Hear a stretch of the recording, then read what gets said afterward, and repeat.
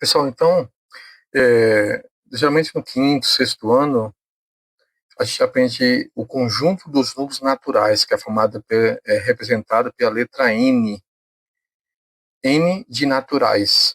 E toda vez que eu vou representar um conjunto na matemática, eu uso as chaves, né? Então, os números naturais é formado pelo zero e por todos os números positivos, ó, inteiros positivos.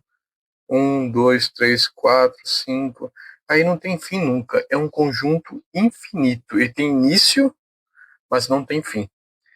Pessoal, só que ao longo da história da humanidade, pessoal, teve casos assim na época do Renascimento, século XIV, que os comerciantes da época, eles vendiam sacos segundo a história matemática diz, sacos de arroz, e nesses sacos de arroz estava marcado 10 quilogramas. Quando ele conseguia vender 5 quilogramas, eles colocavam um tracinho aqui na frente. Só que na época eles não falavam que era sinal de menos, que era subtração. Não, não, não. Só colocavam um tracinho. E quando tinha retirada desses 5 quilogramas, ele colocava um tracinho. Quando ele comprava ou colocava mais dentro dessa saca aqui, ele colocava, por exemplo, comprava 2 quilogramas. Ele associava com essa cruzinha aqui, que na época eles não falavam que era sinal de mais, mas eles usavam esses símbolos matemáticos. Aí, pessoal, o que aconteceu? De, eles tinham que ter ideia de lucro e prejuízo também. Foi aí que foi o surgimento, a necessidade de ter um novo conjunto, um conjunto muito maior que esse, que é o conjuntos naturais, que serviu muito, foi muito útil naquela época, pessoal. Então, o conjunto que surgiu foi o conjunto dos números inteiros, que o símbolo é a letra Z. Pessoal, segundo a história matemática diz que é a letra Z por causa que números em inglês, em alemão, se escreve assim, ó. Não vou nem tentar pronunciar, só que se escreve assim, em alemão, números. Então, graças a essa palavra números em alemão, que o símbolo do conjunto dos inteiros é a letra Z. O conjunto N, ele não tem início. Ele tem início, mas não tem fim. Ele tem início, que é o zero, mas não tem fim. Já o conjunto dos números inteiros, ele não tem início, não tem começo. Ó, ele começa pelo infinito, é formado pelos negativos, ó,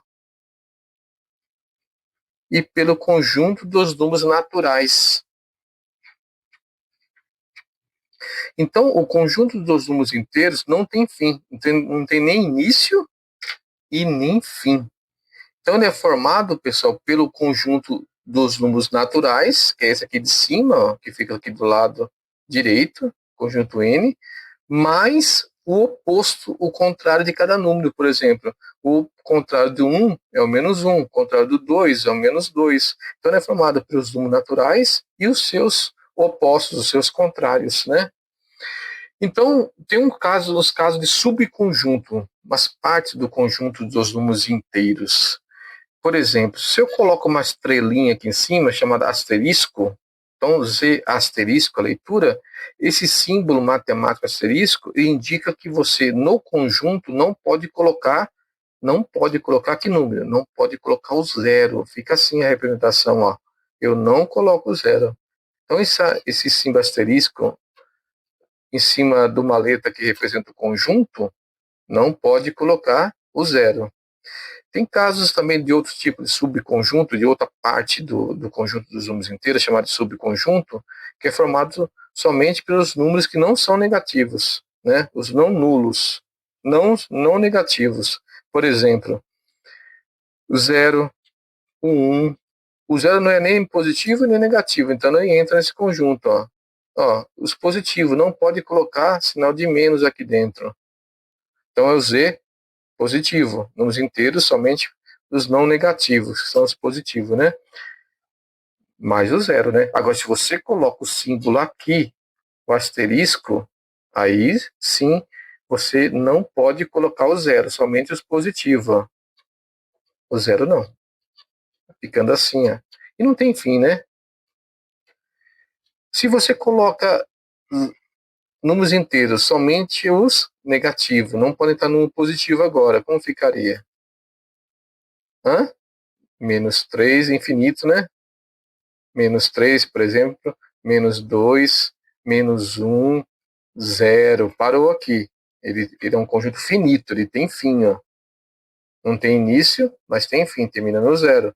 Agora, se você coloca o asterisco e o sinal negativo, ficaria assim, ó. Começa pelo infinito, menos 3, menos 2 e para do menos 1. Beleza, pessoal? Então, esse conjunto dos números inteiros, ele é muito útil, pessoal, ao longo da vida estudantil do aluno. Beleza?